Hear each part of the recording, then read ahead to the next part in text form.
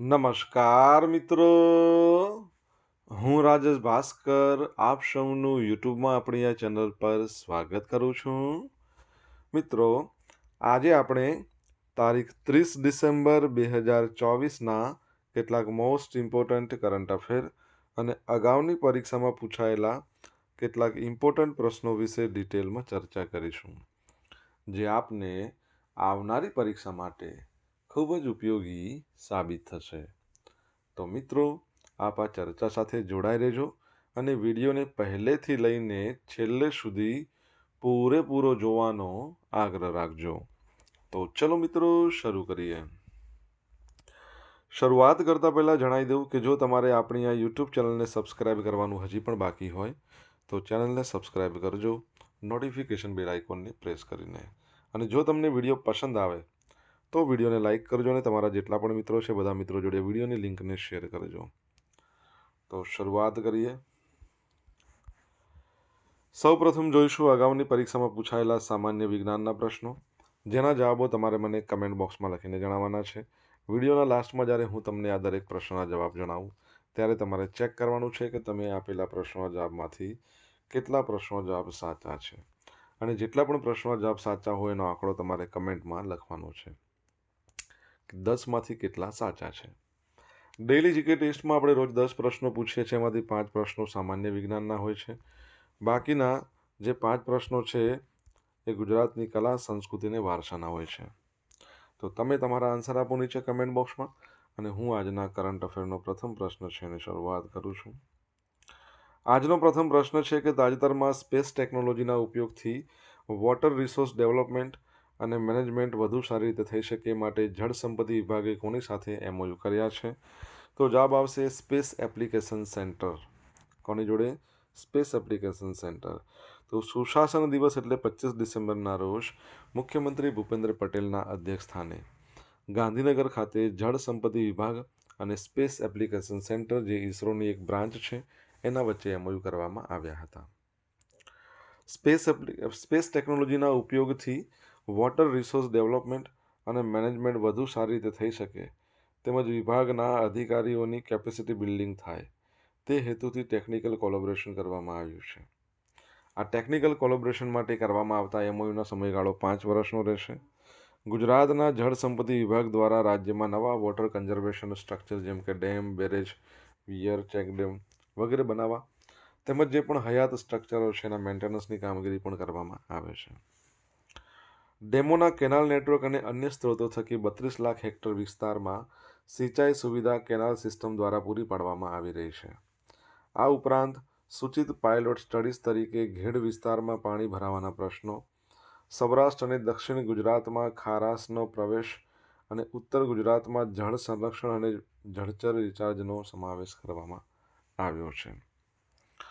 Space application સેન્ટરની વાત કરીએ તો 1972માં એની સ્થાપના કરવામાં આવી હતી. અમદાવાદમાં એનું હેડક્વાર્ટર છે. તમારે જણાવવાનું છે એના એડમિનિસ્ટ્રેટરનું નામ શું છે. જો જવાબ આવડે તો કમેન્ટ બોક્સમાં લખીને જણાવજો.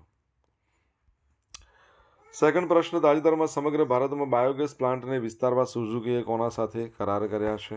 તો જવાબ આવશે નેશનલ ડેરી ડેવલપમેન્ટ બોર્ડ એટલે કે NDDB. સુઝુકી મોટર કોર્પોરેશન એની સંપૂર્ણ માલિકીની કંપની છે, સહાયક કંપની. નામ છે Suzuki R&D centre India private limited. એના દ્વારા સમગ્ર ભારતમાં બાયોગેસ પ્લાન્ટને વિસ્તારવા માટે NDDB national dairy development board સાથે કરાર કરવામાં આવ્યા છે. અને આ જે કરારો છે એ કરાર મુજબ SRDI NDDBની સંપૂર્ણ માલિકીની સહાયક કંપનીમાં પણ રોકાણ કરશે. SRDIના ડિરેક્ટર છે કેનીરો તોયોફુકુ અને NDDBના એક્ઝિક્યુટિવ ડિરેક્ટર S રાજીવ. આમને બંને શું કર્યું છે? તો બંને કરાર પર હસ્તાક્ષર કર્યા છે. ઓકે. નેશનલ ડેરી ડેવલપમેન્ટ બોર્ડની વાત કરીએ, ભારતમાં જેમને આપણે શ્વેત ક્રાંતિના પિતા કહીએ છીએ, મિલ્ક મેન ઓફ ઇન્ડિયા, એવા ડૉક્ટર વર્ગીસ કુરિયન, એમની જન્મ જયંતિ જેને આપણે ભારતમાં 26 નવેમ્બરના રોજ મનાવીએ છીએ રાષ્ટ્રીય દૂધ દિવસ. તો વર્ગીસ કુરિયન છે એમના દ્વારા આ NDDBની સ્થાપના 1965માં કરવામાં આવી હતી. હાલમાં તેના ચેરમેન કોણ છે તમારે જણાવવાનું છે, અને હેડક્વાર્ટર ક્યાં આવેલું છે? આણંદમાં. ક્યાં આવેલું છે? આણંદમાં આવેલું છે, ખાસ યાદ રાખજો. ઓકે. અને આણંદમાં ઈરમા છે ત્યાં આપણા ભારતની પ્રથમ સહકારી યુનિવર્સિટી બનશે, યાદ રાખજો.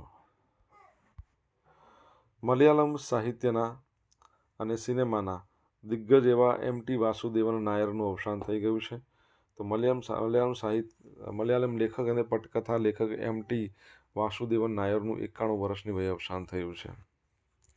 આ સિવાય તેમના આપણે વાત કરીએ 1996માં જ્ઞાનપીઠ, 2005માં પદ્મભૂષણ જેવા સન્માનથી દેશભરમાં ઘણા બધા એવોર્ડ મળ્યા છે. નલેકેત, રાંદ મુઝમ, વારાણસી, સ્પિરિટ ઓફ ડાર્કનેસ જેવી તેમની કૃતિઓ તેમને સાહિત્ય જગતમાં મહત્વનું સ્થાન અપાયું છે.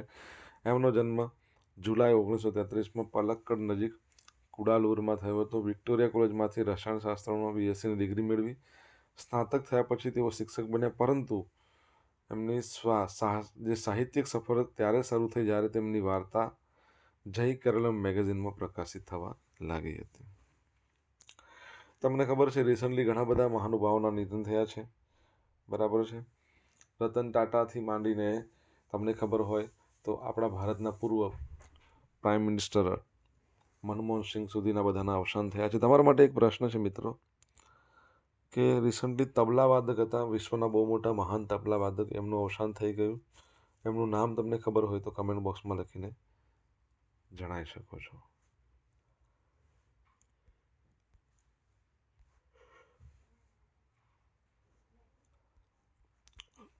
મિત્રો વિડીયો પસંદ આવ્યો હોય, ભણવાની મજા આવી હોય તો વિડીયોને લાઇક કરો, તમારા મિત્રો જોડે વિડીયોની લિંકને શેર કરો. આપણી બંને યુટ્યુબ ચેનલ રાજેશ ભાસ્કર 2ને સબસ્ક્રાઈબ કરો, નોટિફિકેશન બેલ આઇકોનને પ્રેસ કરીને.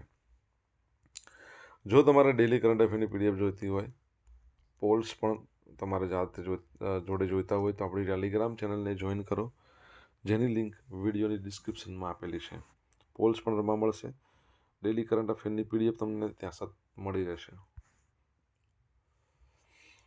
ગુજરાતના કયા પોર્ટે સૌથી મોટા કન્ટેનર જહાજનું સ્વાગત કરીને નવો રેકોર્ડ બનાવ્યો છે? તો જવાબ આવશે મુન્દ્રા પોર્ટ. કોણ? મુન્દ્રા.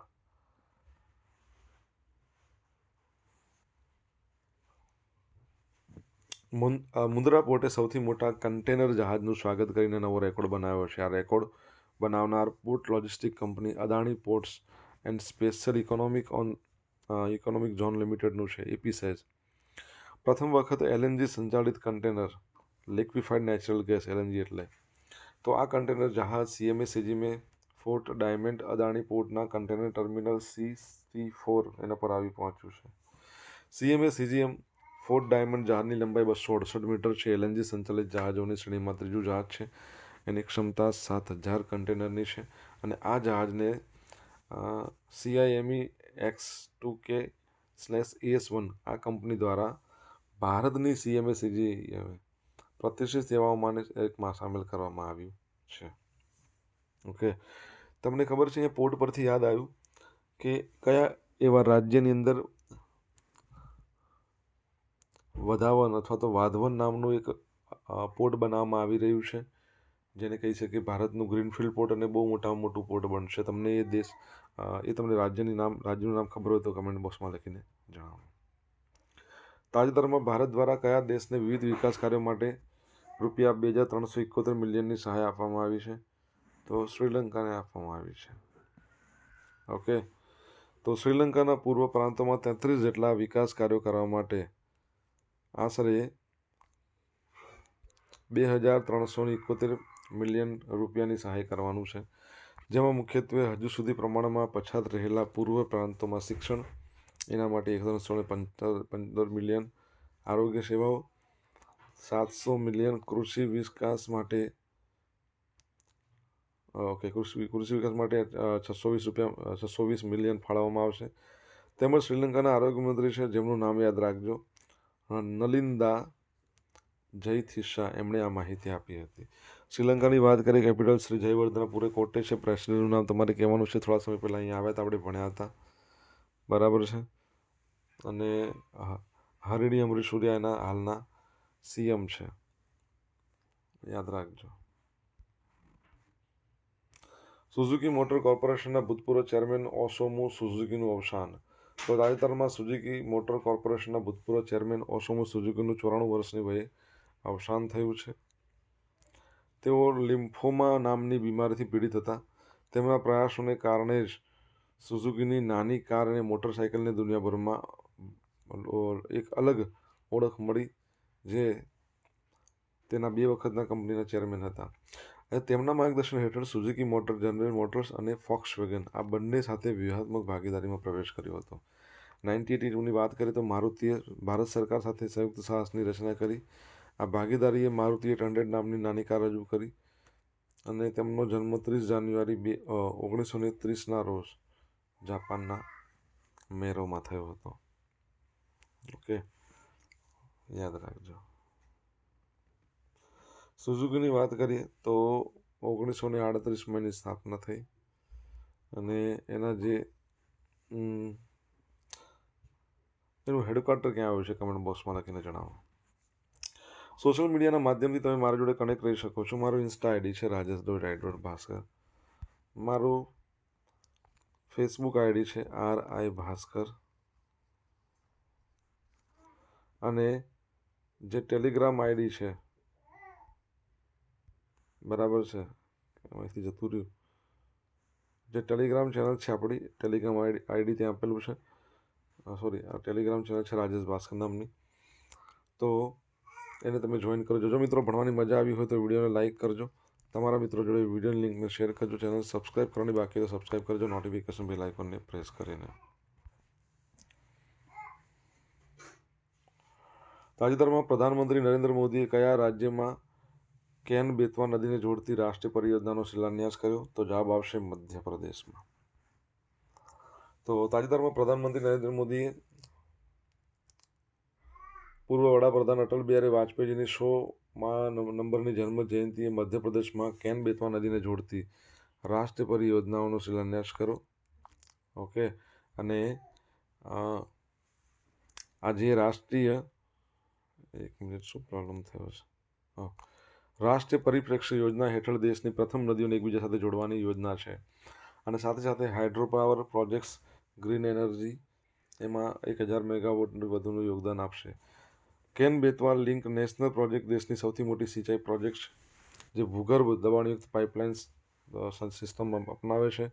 44,605 કરોડ રૂપિયામાં એનો જે પ્રોજેક્ટ હતો એમાં 77 મીટર ઊંચો, 2.13 મીટર લાંબો દોધન ડેમ અને પન્ના ટાઈગર રિઝર્વની અંદર વાત કરીએ તો કેન નદી પર 2 ટનલ બનાવવામાં આવી છે.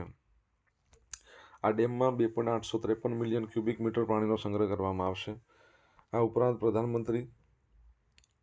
ભૂતપૂર્વ પ્રધાનમંત્રી અટલ બિહારી વાજપેયીજીની 100મી જન્મ જયંતિ નિમિત્તે ટિકિટ અને સ્મારક સિક્કો બહાર પાડ્યો અને એ 1153 અટલ ગ્રામ સુશાસન ભવનનો પણ શિલાન્યાસ કર્યો હતો.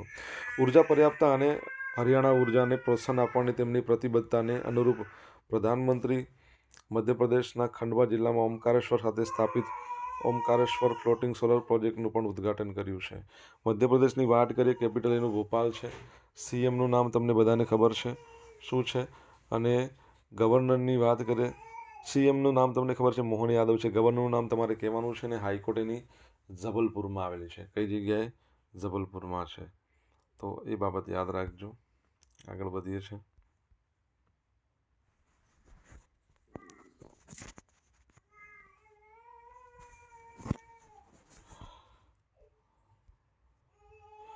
રાષ્ટ્રપતિ શ્રીમતી દ્રૌપદી મુર્મુ એમણે વીર બાળ દિવસ પર 17 જેટલા બાળકોને સન્માનિત કર્યા. તો રાષ્ટ્રપતિ શ્રીમતી દ્રૌપદી મુર્મુ દ્વારા વીર બાળ દિવસ પર 17 બાળકોને રાષ્ટ્રીય બાળ પુરસ્કારથી સન્માનિત કરવામાં આવ્યા. દરમિયાન વડાપ્રધાન નરેન્દ્ર મોદી પણ ત્યાં હાજર હતા. કેન્દ્રીય મહિલા અને બાળ વિકાસ મંત્રાલયના મંત્રી છે જેમનું નામ છે શ્રી અન્નપૂર્ણા દેવી. તો એમણે માહિતી આપી ભારતના બાળકોની સિદ્ધિઓ અને ક્ષમતાઓને સન્માનિત કરવા 26 ડિસેમ્બરે આપણે વીર બાળ દિવસ ઉજવીએ છીએ. આ પ્રસંગે દેશભરમાં વિવિધ પ્રવૃત્તિઓનું આયોજન કરવામાં આવે અને 14 રાજ્યો અને કેન્દ્રશાસિત પ્રદેશોના કુલ 17 બાળકોને સન્માનિત કરવામાં આવ્યા. આ એવોર્ડ સમારોહમાં 7 છોકરા, 10 છોકરીઓ, ટોટલ 17 થયા ને, એમના નોંધપાત્ર યોગદાન માટે સન્માનિત કરવામાં આવ્યા છે. પ્રધાનમંત્રી નરેન્દ્ર મોદી આ કાર્યક્રમમાં સુપોષિત પંચાયત યોજનાનું ઉદ્ઘાટન કર્યું, જેનો ઉદ્દેશ સ્થાનિક સ્તરે પોષણ સુરક્ષાને વધુ મજબૂત બનાવવાનો છે. બરાબર છે. તમને ખબર છે આજે 17 બાળકોને સન્માનિત કર્યા, એમાંથી એક ચેસ પ્લેયર છે. નામ તમારે જણાવવાનું છે. રિસન્ટલી આપણે ભણ્યા હતા કે 3 વર્ષનો છે, 3 વર્ષ અને અમુક મહિના છે. ELO રેટિંગ 1555 થઈ ગયું હતું. કોણ છે? નામ જણાવો તમને આવડતું હોય તો. હવે જોઈશું આપણે અગાઉની પરીક્ષામાં પૂછાયેલા સામાન્ય વિજ્ઞાનના પ્રશ્નો. પહેલો પ્રશ્ન, નીચેનામાંથી કયા પદાર્થનું પ્રવાહી સ્વરૂપ નથી? પ્રવાહી સ્વરૂપ જ નથી. નવસાર. પીવાલાયક પાણીનો pH શું હોય? તટસ્થ હોય. હોકા યંત્રનો ઉપયોગ શું હોય છે? તો સિમ્પલ છે. હોકા યંત્રનો ઉપયોગ શું હોય? દિશા જાણવા. ચાઇનાવાળાએ શોધ કરી હતી એવું કહેવાય છે. સામાન્ય રીતે ડહોળા પાણીને ચોખ્ખું કરવા માટે ઘરમાં વપરાતા રસાયણનું નામ શું છે? તો આપણે એને ફટકડી કહીએ છીએ. 5મો પ્રશ્ન, મરેલા પ્રાણીઓને સાચવવા માટે મસાલો ભરીને સાચવવાની પદ્ધતિને શું કહેવાય છે? તો યાદ રાખજો, ટેક્સીધર્મી. શું કહેવાય છે? ટેક્સીધર્મી. હવે મિત્રો જોઈશું અગાઉની પરીક્ષામાં પૂછાયેલા ગુજરાતની કલા સંસ્કૃતિ વારસાના પ્રશ્નો. પહેલો પ્રશ્ન, શારદા પીઠ નીચેનામાંથી કયા સ્થળે આવેલ છે? દ્વારકામાં. વોટસન સંગ્રહાલય ક્યાં આવેલું છે? રાજકોટમાં. કયા મંદિરના 2 દ્વારો, ગર્ભદ્વાર અને મોક્ષ દ્વાર તરીકે ઓળખાય છે? દ્વારિકા. ગુજરાતની સૌપ્રથમ બોલતી ફિલ્મ કઈ છે? નરસિંહ મહેતા. 5મો પ્રશ્ન, સ્થાપત્ય કલાનું અમૂલ્ય વારસો ધરાવતી દાદા હરીની વાવ ક્યાં છે? આપણા અમદાવાદમાં આવેલી છે. ઓકે, ક્યાં આવેલી છે? અમદાવાદમાં. હવે મિત્રો જોઈશું ગઈકાલે પૂછેલા પ્રશ્નો જવાબ. પહેલો પ્રશ્ન છે કે તાજેતરમાં કયા શહેરમાં ભારતની સૌથી મોટી પબ્લિક સ્પેસ ઓબ્ઝર્વેટરીનું લોકાર્પણ કરવામાં આવ્યું છે? જવાબ આવશે ભુજ. સેકન્ડ પ્રશ્ન, તાજેતરમાં કયા શહેરના એરપોર્ટને સૌપ્રથમ અત્યાધુનિક ફાયર ફાઇટર ફાળવવામાં આવ્યું છે? તો ભાવનગરનું જે એરપોર્ટ છે ને એને ફાળવવામાં આવ્યું છે. હવે મિત્રો આજે પૂછેલા પ્રશ્નો જવાબ જોઈ લઈએ.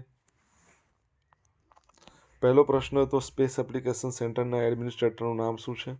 તો નિલેશ દેસાઈ. શું છે? નિલેશ દેસાઈ. સેકન્ડ પ્રશ્ન, રિસન્ટલી તબલા વાદકનું અવસાન થયું, શું નામ હતું એમનું? ઝાકીર હુસેન. ત્રીજો પ્રશ્ન, નેશનલ ડેરી ડેવલપમેન્ટ બોર્ડ છે એના ચેરમેનનું નામ શું છે? તો મિનેશ શાહ. ચોથા નંબરનો પ્રશ્ન, વધાવન નામનું પોર્ટ ક્યાં બનાવવામાં આવી રહ્યું છે? મહારાષ્ટ્ર, મુંબઈ. 5મા નંબરનો પ્રશ્ન, શ્રીલંકાના પ્રેસિડેન્ટ અહીંયા આવ્યા હતા ભારતમાં, શું નામ છે એમનું? અનુરાગ કુમાર દિશાનાયકે. છઠ્ઠો પ્રશ્ન, સુઝુકીનું કેપિટલ ક્યાં આવેલું છે? તો સુઝુકીના તકાતસુકા કરીને ગામ છે ત્યાં. 7મા નંબરનો પ્રશ્ન છે, મધ્યપ્રદેશના ગવર્નરનું નામ શું છે? તો મંગુભાઈ પટેલ. 9મા નંબરનો પ્રશ્ન, અનિશ સરકાર ચેસ પ્લેયર છે, શું નામ? અનિશ સરકાર. જે મેં કહ્યું ને ચેસ પ્લેયર હતા અનિશ સરકાર, એમને પ્રધાનમંત્રી બાળ પુરસ્કાર આપવામાં આવ્યો. હવે મિત્રો જોઈશું ગઈકાલના કરંટ અફેરમાંથી પૂછેલા કેટલાક ઇમ્પોર્ટન્ટ પ્રશ્નો, જેના જવાબો તમારે કમેન્ટ બોક્સમાં લખવાનો છે. પહેલો પ્રશ્ન, 74મી સિનિયર નેશનલ બાસ્કેટબોલ ચેમ્પિયનશિપ ક્યાં યોજાઈ? જો જવાબ આવડતો હોય તો કમેન્ટ બોક્સમાં લખીને જણાવજો. સેકન્ડ પ્રશ્ન, સંયુક્ત સૈન્ય કવાયત સૂર્યકિરણ ભારત અને બીજા કયા દેશ વચ્ચે યોજાય છે? તો ભારત અને તમારે જે પણ જવાબ આવડતો હોય એ કમેન્ટ બોક્સમાં લખીને જણાવવાનું છે. તો મિત્રો આ હતા આજના દિવસના કેટલાક મોસ્ટ ઇમ્પોર્ટન્ટ કરંટ અફેર સાથે આપણે જોયું અગાઉની પરીક્ષામાં પૂછાયેલા કેટલાક ઇમ્પોર્ટન્ટ પ્રશ્નો, જેના જવાબોની સાથે. આશા રાખું બધાને ભણવાની મજા આવી હશે. મજા આવી હોય તો વિડીયોને લાઇક કરો, તમારા મિત્રો જોડે વિડીયોની લિંકને શેર કરો. આપણી 2 યુટ્યુબ ચેનલ છે, રાજેશ ભાસ્કર 2, બંનેને સબસ્ક્રાઈબ કરી લેજો. જો બાકી હોય તો સબસ્ક્રાઈબ કરવાનું, એ પણ નોટિફિકેશન બેલ આઇકોનને પ્રેસ કરીને. મિત્રો thank you so much for watching this video. Have a nice day. જય હિન્દ, જય ભારત.